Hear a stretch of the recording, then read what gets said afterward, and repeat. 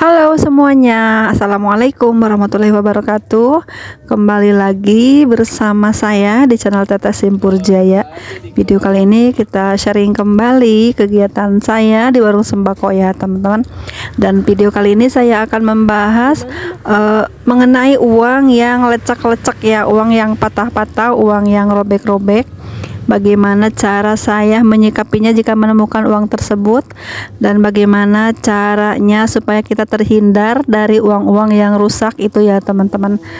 Simak terus videonya sampai selesai, mudah-mudahan ada manfaatnya ya teman-teman. Kita sharing, kita berbagi lagi tentang perwarungan ya, entah itu harga-harga ataupun jenis barang ataupun yang lain-lainnya, tapi ini sesuai kemampuan saya teman-teman ya. Nah, namanya di warung sembako itu banyak sekali ya kejadian-kejadian yang tak terduga, entah itu kita mendapatkan uang palsu ataupun uang robek, uang rusak gitu ya. Apalagi saat musim hujan seperti ini, kita harus lebih waspada lagi ya saat menerima uang pembayaran dari para pembeli. Kadang-kadang ada yang suka dilipet-lipet gitu ya teman-teman, tapi kita harus lebih jeli lagi ya teman-teman ya, biarpun kita namanya di warung butuh uang, butuh laku banyak barang, butuh pelanggan, tapi kita harus waspada tentang menerima uang ini teman-teman ya. Jangan sampai kita rugi ya. Namanya di warung itu kan perlu sekali kecermatan kita, kejelian kita dalam menerima uang ya teman-teman. Kadang-kala kita hanya fokus ke uang besar aja, misalnya yang 100 ribuan atau 50 ribuan, sedangkan yang 20 ribu atau 10 ribu itu kita tidak perhatikan dengan betul ya, dengan teliti gitu. Kadang-kadang ada yang melipet sedikit, kita diamkan gitu. Kadang-kadang ada yang dililit-lilit gitu ya, kita diamkan. Itu harus kita beberkan uangnya teman-teman ya, jangan didiamkan menggulung gitu. Harus kita buka lembaran uangnya, lebih teliti lagi ya, lihat angkanya ada berapa ada berapa nolnya ya, robek atau tidak gitu ya, pinggirannya utuh atau tidak gitu. Itu sebaiknya seperti itu ya, kita harus jeli lagi ya teman-teman. Tapi kadang-kadang namanya pembeli ya, ada uang lagi enggak nih, uangnya ini kayaknya rusak gitu kan ya. Kadang-kadang pembeli nggak ada uang lagi, cuman ini satu-satunya. Nah seperti itu ya, kita harus perhatikan, yang penting uangnya tidak palsu ya kalau saya ya. Tapi kalau uang jelek atau lecek gitu saya tidak apa-apa, asalkan jangan buntung ya teman-teman, jangan putus gitu, saya masih terima. Dan nanti uang-uang itu saya kumpulkan teman-teman ya. Saya juga pernah ngalamin teman-teman ya, di warung sembako saat musim hujan seperti ini, ada anak-anak muda berbelanja membeli rokok ya dan jajanan lainnya, terus uangnya basah-basah gitu teman-teman ya. Saya pikir itu melipet itu karena basah ya, tahu-taunya mungkin diakalin atau apa ya. Cuman 2 ribuan sih, uangnya kecil ya. Cuma ya itu teman-teman, kalau kita tahu kan mungkin ditegur sama pelanggan tersebut ya, bilang ini nggak laku uangnya seperti ini. Nah seperti itu, karena ini tidak ketahuan ya, saya buru-buru masukkan ke laci gitu teman-teman. Jadi saya nggak beberkan uangnya. Jadi ternyata pas udah kering, udah lama saya mau hitung uang, ternyata uangnya itu buntung teman-temannya, cuman sepotong aja.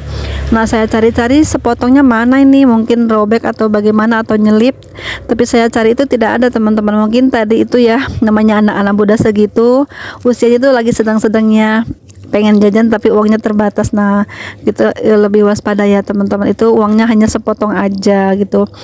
Pas saya mau sambungkan nggak ada sambungannya nih ya, akhirnya jadi uang buntung teman-teman. Jadi ya sedikit rugi saya teman-teman, tapi cuman 2000 aja ya. Tapi namanya 2000 di warung sembako itu kan besar ya, itu keuntungannya mungkin 2000 ya teman-teman.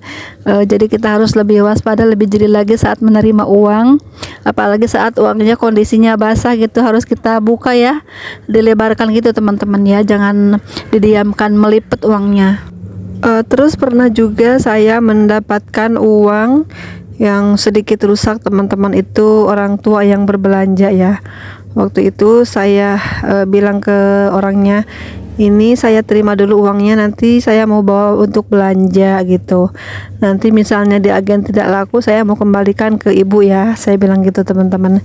Itu orangnya kenal ya, tapi orangnya, kalau saya orangnya tidak kenal, saya tidak akan terima. Namun karena itu orangnya kenal, saya kenal dekat ya, dan tahu rumahnya juga, jadi saya berani terima uang tersebut ya untuk alat pembayaran.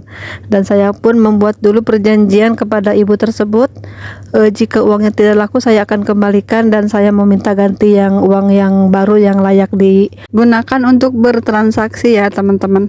Atau juga saat kita mendapatkan uang yang meragukan ya, antara palsu atau asli gitu, kita kan kadang-kadang di warung tuh kadang-kadang sulit membedakan ya, karena kita mungkin lagi rame, tapi kita kenal sama orang tersebut yang berbelanja menggunakan uang tersebut ya. Kita bilang aja ke pelanggan tersebut ya, ini saya mau terima dulu tapi saya agak ragu ya, saya mau pisahkan uangnya, nanti misalnya ini tidak bisa digunakan untuk berbelanja, saya akan kembalikan lagi gitu ke ibu ya gitu.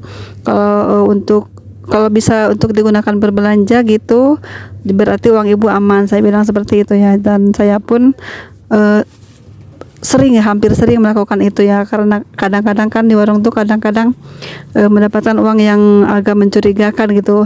Karena di warung saya itu belum punya detektor money gitu teman-teman, jadi saya hanya menggunakan raba-raba aja, menggunakan insting aja ya teman-teman untuk membedakan palsu atau asli. Hanya di ini aja teman-teman, diraba, dilihat di terawang aja gitu, jadi nggak punya alat yang begitu. Jadi saya janji dulu sama pembeli tersebut, kalau tidak laku saya kembalikan uangnya dan saya minta ganti uang yang baru ya teman-teman. Namun lain lagi ceritanya sama orang-orang yang saya sama sekali tidak kenal dan baru berbelanja di warung sembako saya, misalnya menggunakan uang yang mencurigakan ataupun uang yang lecek, itu yang hampir tidak kelihatan gambarnya, atau yang terlalu kusam, ataupun yang udah agak sedikit robek, saya tidak mau terima teman-teman ya. Kalau yang uangnya besar bilang saja tidak ada kembaliannya gitu, maaf ya, tidak ada kembaliannya, belum dapat uang recehan banyak seperti itu.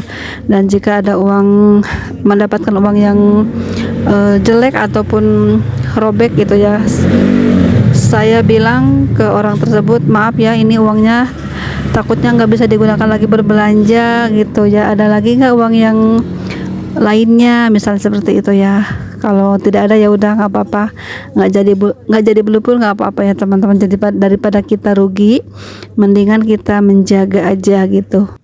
Nah, jika sudah terlanjur mendapatkan uang-uang yang sedikit rusak ataupun robek gitu teman-teman ya, kita bisa sambungkan kembali jika ada sambungannya ya. Jika ada potongannya itu ya, kita sambungkan menggunakan lakban kecil atau solasi putih itu ya, kita sambungkan menjadi utuh kembali. Nanti kita gunakan untuk berbelanja ke agen langganan kita ya. Misalnya di sana tidak diterima atau ditolak itu, biasanya saya menggunakannya untuk membayar ke sales gitu teman-teman. Mungkin karena di sales itu kan agen distributor besar, jadi mereka itu lebih mudah mengelola uang seperti itu ya.